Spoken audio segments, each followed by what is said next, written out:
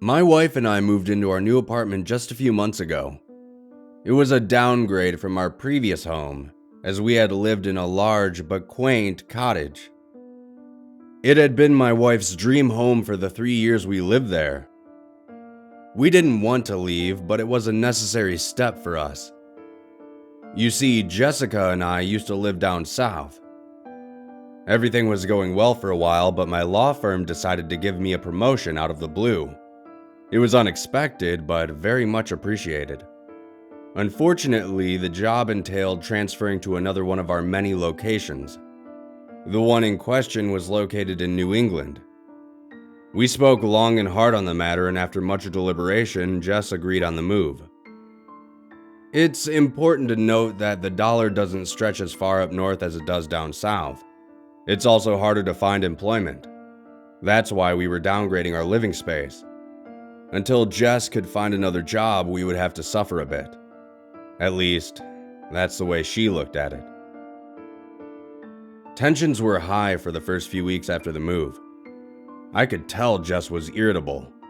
She missed our old house, our old friends, and working a steady job. She had nothing to do with her time, so she was bored out of her mind constantly. This eventually led to many fights. For a while, it seemed like we would never settle in.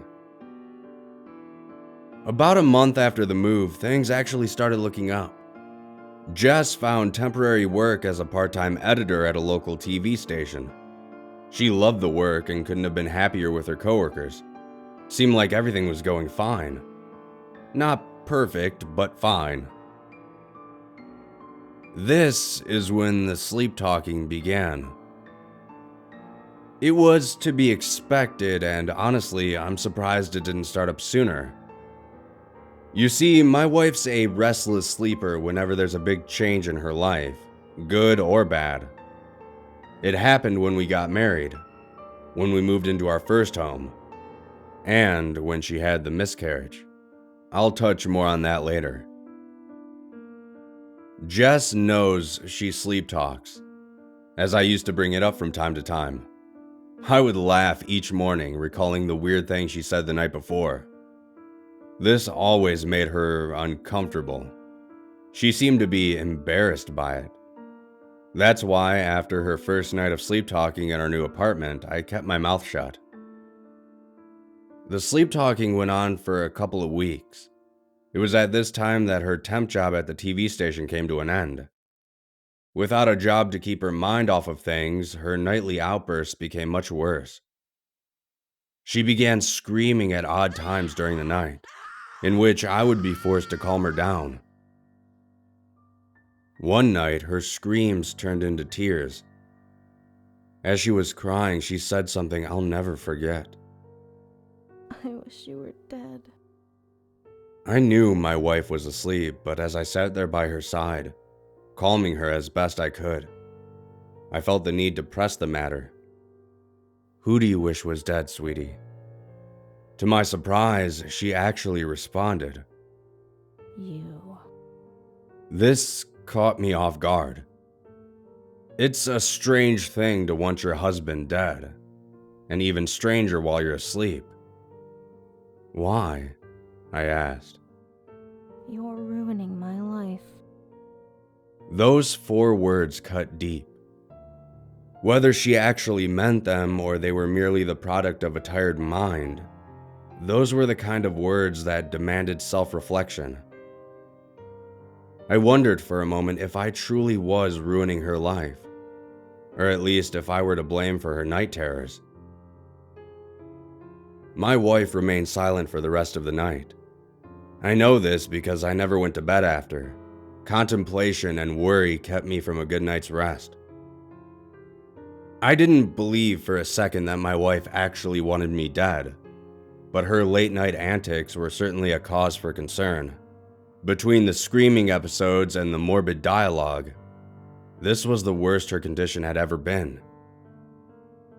The next morning, I came pretty damn close to telling her about what had happened, but I kept thinking about how'd she react and what she would say to me. It was too much. I didn't want to burden her any more than I already had, especially after she had just been laid off. In light of all this, I kept my mouth shut. The following night, the screams were gone. This was a comfort, but a fleeting one. Out of the blue, just as I was about to shut my eyes and call it a night, the sleep talking commenced once again. Sometimes I think about how I do it. I chalked the statement up to pure dream-induced nonsense. But then she continued. While you're asleep in bed, I'll get up and go to the kitchen. I didn't know what she was talking about. But as she kept speaking, it dawned on me. There were some moments of inaudible gibberish, but from the bits and pieces that were fluent, I could paint a pretty good picture of what she was saying. Reach into, grab knife, over and over again.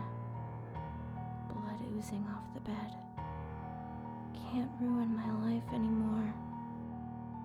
My wife was describing her plan to murder me.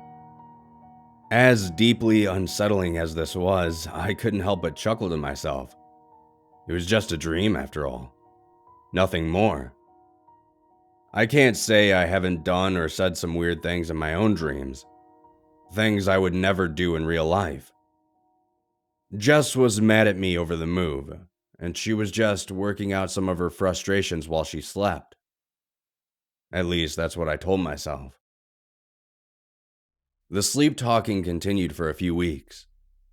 I hoped that her midnight venting sessions were doing her some good, but without a degree in psychology, I couldn't be certain. All I could do was listen to her ramble on about offing me each night and wait for her condition to run its course. The longest her sleep talking has ever lasted was about a month, so it was safe to assume that it would all be over soon. A month passed.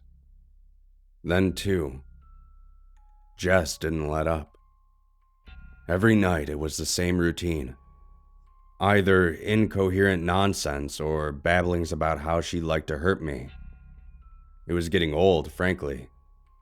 But one night changed everything. As my wife slept, she uttered some words that tore right through my heart. I lost my baby because of you. My emotions swirled about and formed a sour concoction that rested in the pit of my stomach. This time, I had to know what she meant. "What do you mean?" I said to her. There was a brief moment of silence, but eventually Jess offered up an answer.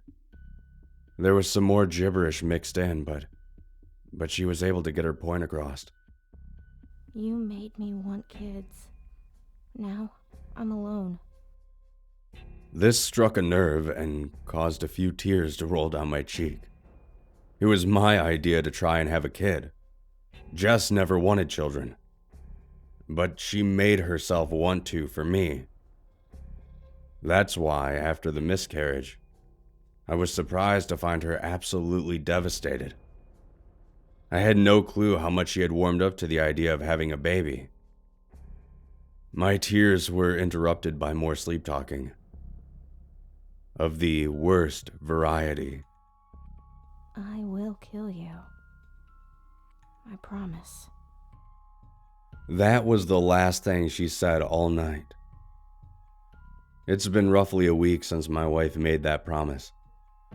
As disturbing as that threat was, I could have easily brushed it off with the rest, assuming it too was the product of stress and was nothing for me to worry about. Unfortunately, I can't stop worrying about it. Jess is scaring the shit out of me. I'm now taking short naps and sleeping with one eye open. And it's all because of one thing. Now, my wife has started sleepwalking.